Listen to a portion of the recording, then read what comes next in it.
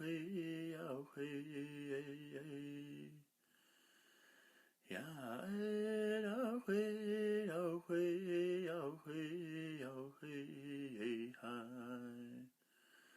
Yahweh, Yahweh, Yahweh, Yahweh. How do you identify blood quantum? Well, I didn't really know what it was until I got older, and I just knew that it was an Indian.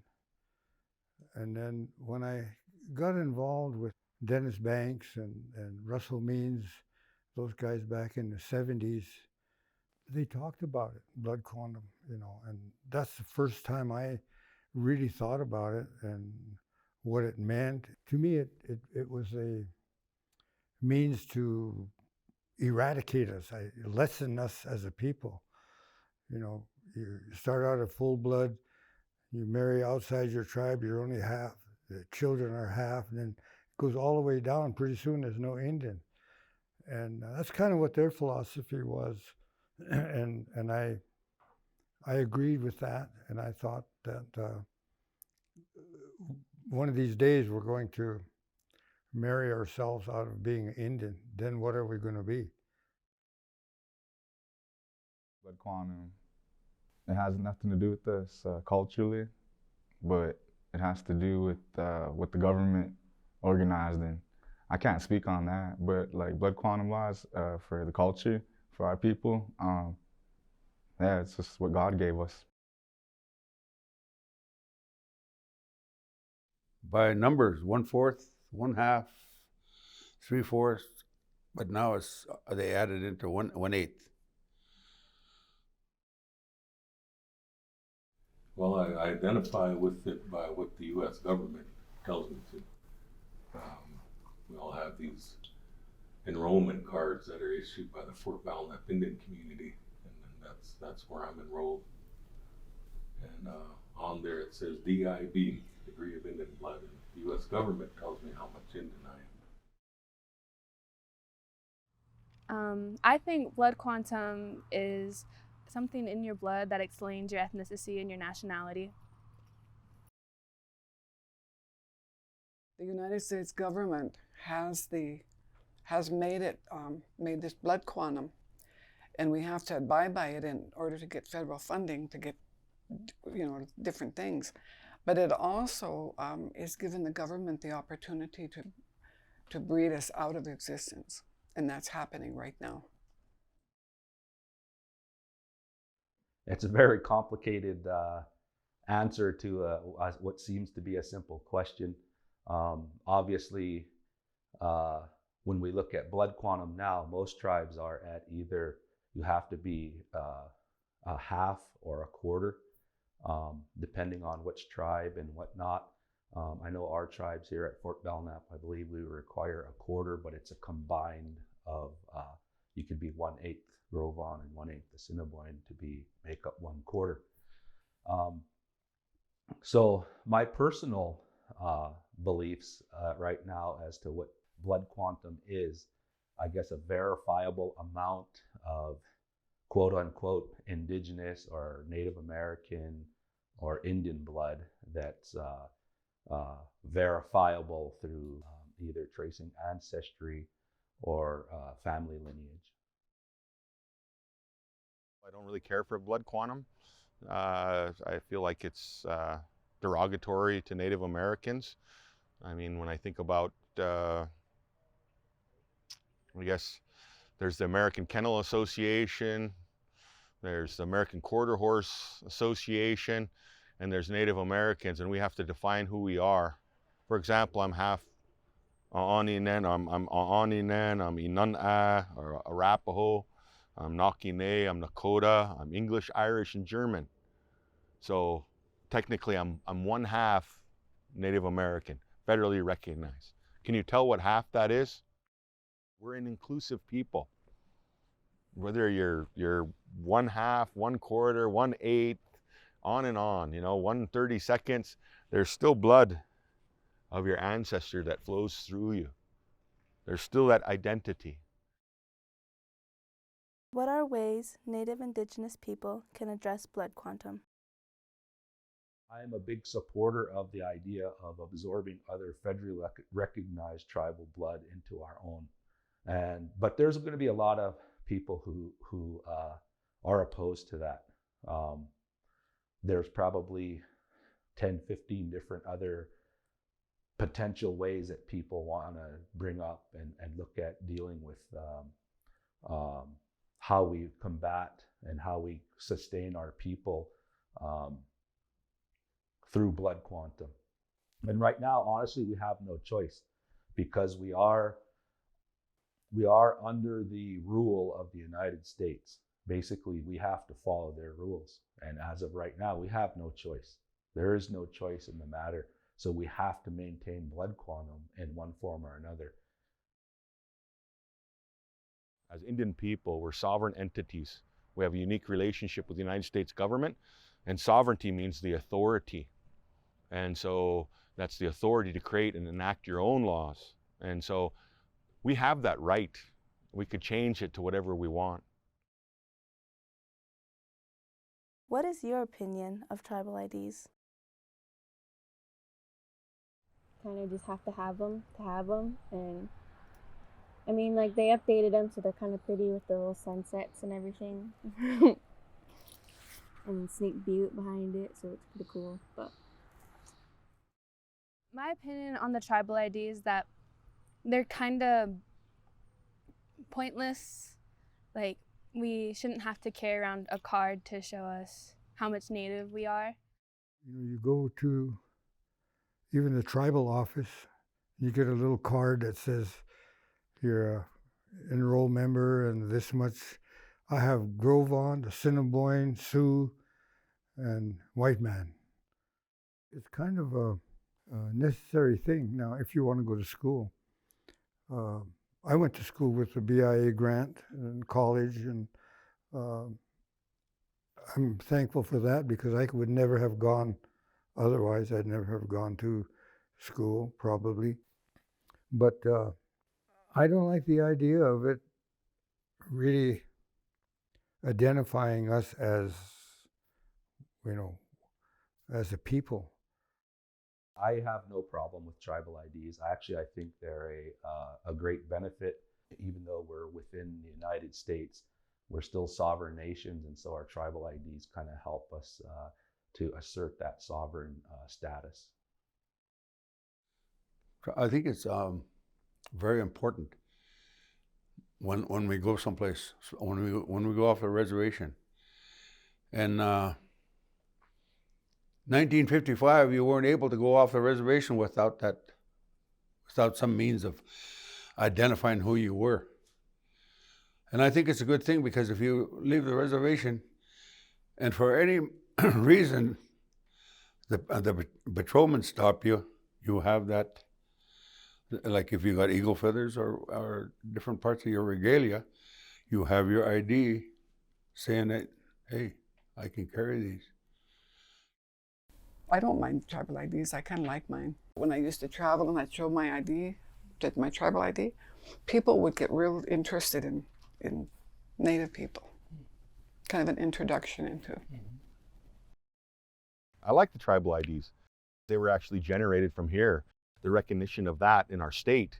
I like putting my tribal ID out when I need to identify myself because that's who I am. Nahat Day Nam Aninen from Fort Belknap. And so I like the ideas. I just don't like flipping it over and saying, oh, I'm a quarter this or 7/30 seconds this or whatever. That's the part that I'm not a big fan of. If you weren't allowed to get a tribal ID card because you didn't have enough Native Indigenous blood, how would that make you feel? It would make me feel misunderstood about it. Like, I wouldn't know what to think. Like, what do they want us to do? Because of enrollment with that part. But it's just, man, I never thought about that. Yeah. That's a good question. How would that make me feel? That already happened. One of my brothers was in the army, and he was stationed in Korea, and he met his wife there, a full-blood Korean. They got married. They had their children, and then their children all married white, and then his great-grandchildren are not enrollable. In only 4 generations that happened. So when I was enrolling my grandson, I had to use Fort Peck Assiniboine blood to get him enrolled here because he didn't have enough blood from here. So it's going to impact everybody. That day is coming when we're all going to be impacted by this blood quantum thing. What defines you as a Native Indigenous person? To me, I'm an Indian. I can't be nothing else, whether you're Indigenous or not. That's your choice.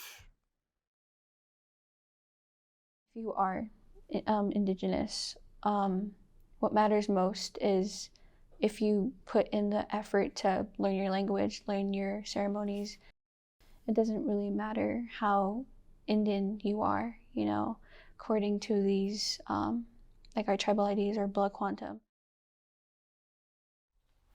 Knowing my tribe, the two tribes that I'm part Grovine and part Assiniboine, knowing my people, I know my grandchildren can trace back 7 generations. I like that. I mean, other people can go back 2,000 years, but I feel like the Creator blessed me and allowed me to be Indian. He liked me extra good, and he gave me the blessing of being a Native. I love it. For me personally, what makes me feel that I'm Indigenous is that I have my customs and traditions from both sides of my family that I have been raised in with since I was born, and that's what makes me who I am. So it all depends on how the person lives, what's in his heart, what makes you Indigenous. It isn't that license plate, but it's what's in your heart. When did culture become a big part of your life? When I was about 11 years old. Well, it was always, because the old man, he got up every day at 5 and went outside and prayed. And a lot of times he took me wherever he went, you know, to different ceremonies and stuff. So it was always a part of my life.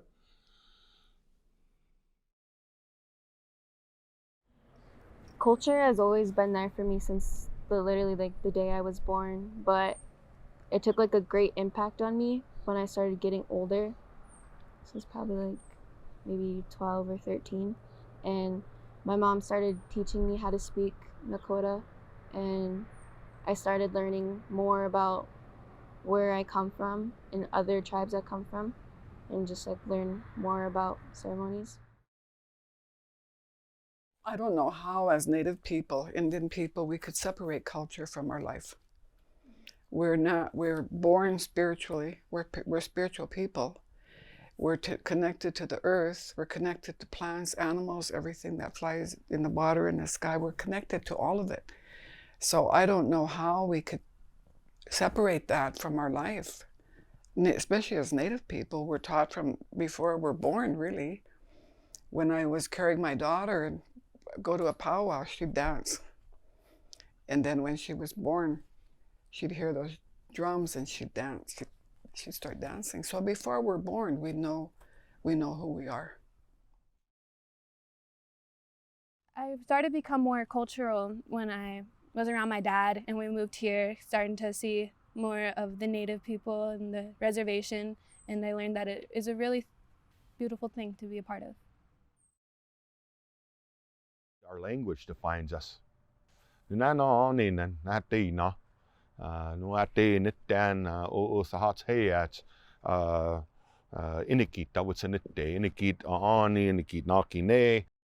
That's the determiner of culture.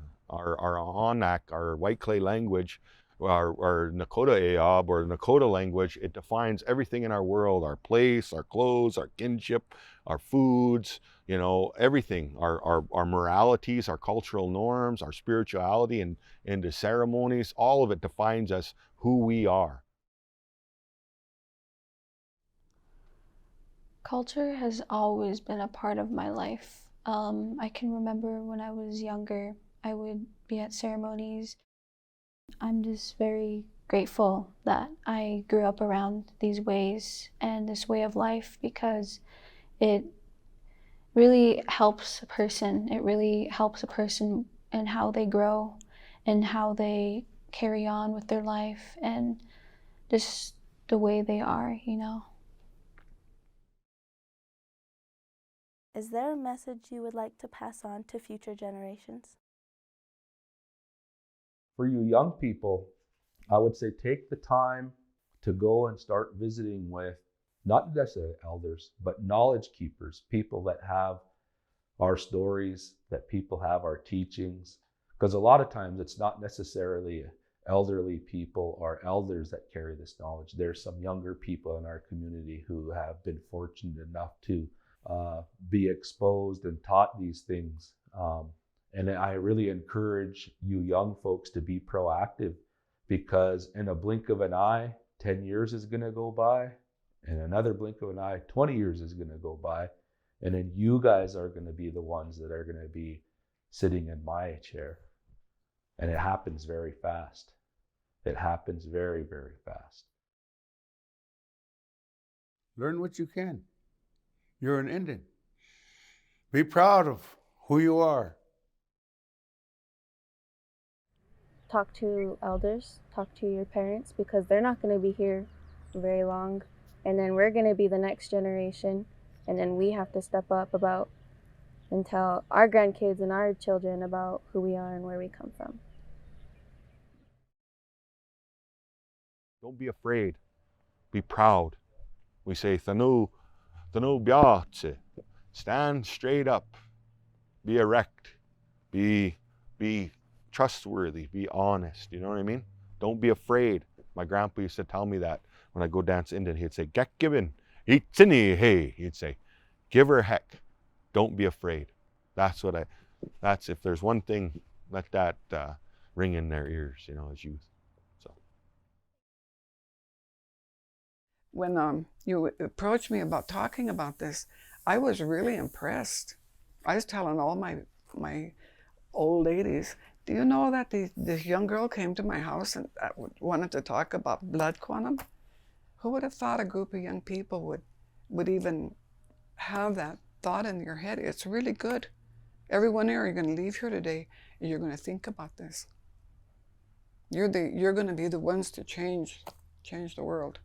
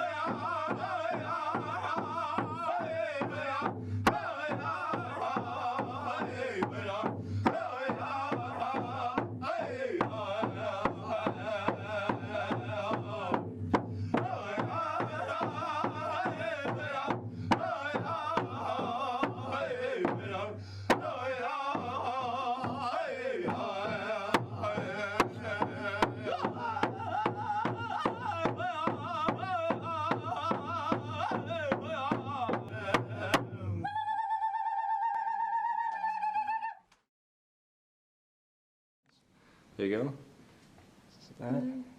Don't forget to take the lens off.